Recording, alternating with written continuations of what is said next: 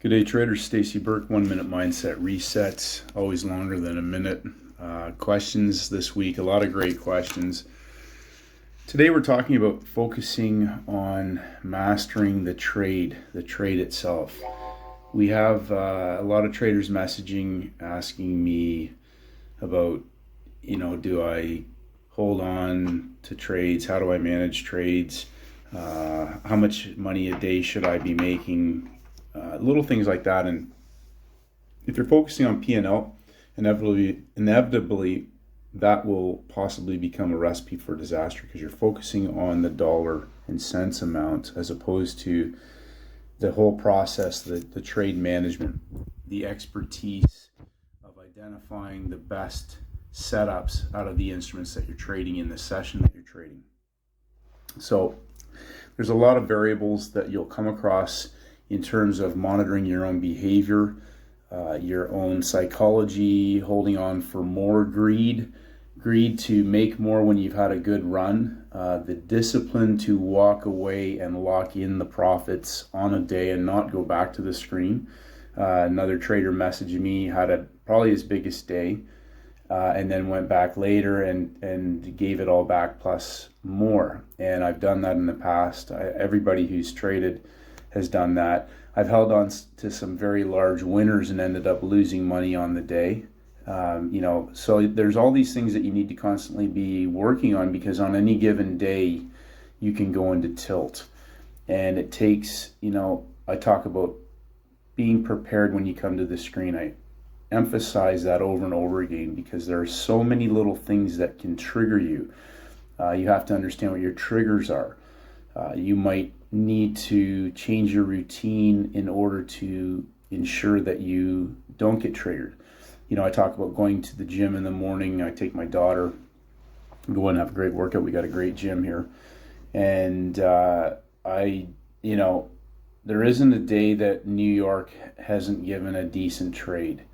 And today, Friday, we've had some massive explosive moves, very scalable, sizable moves. And actually, we've had about 3 days this week that have given off some seriously lucrative trades.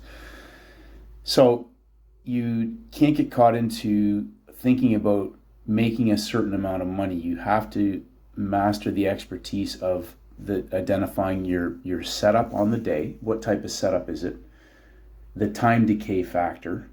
If you're going to be trading later in a session or at different times other than those sessions, what opportunities may present and how they may present, and if they're scalable. So if they're scalps or session scalps, you've got a limited window because of work or other commitments. You need to understand how to scalp, take that and walk away, and what kind of risk you can have in the market on those types of setups, as opposed to a Friday morning session for North American traders, where the market may potentially be moving and staying in that direction for the entire duration of that day.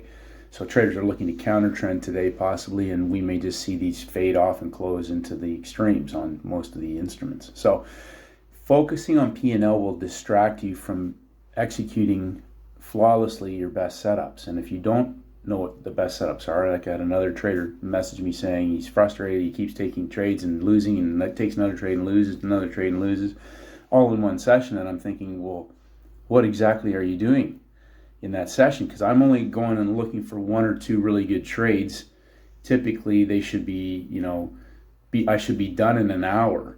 And if I'm in a trade and I'm in that, and I've gotten to the end of that hour, I better be locking in or holding on to a serious winner, or getting to the end of that move. So not everybody wants to trade that way.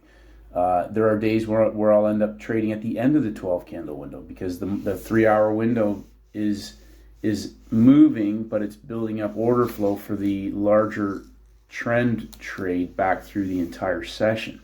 So, I have been caught in the past about focusing on the dollars and cents and thinking I need to make a bit more today. I've had a good run, and you go back one more time, and that's where you can really do damage. And the damage isn't always just financial, it's psychological.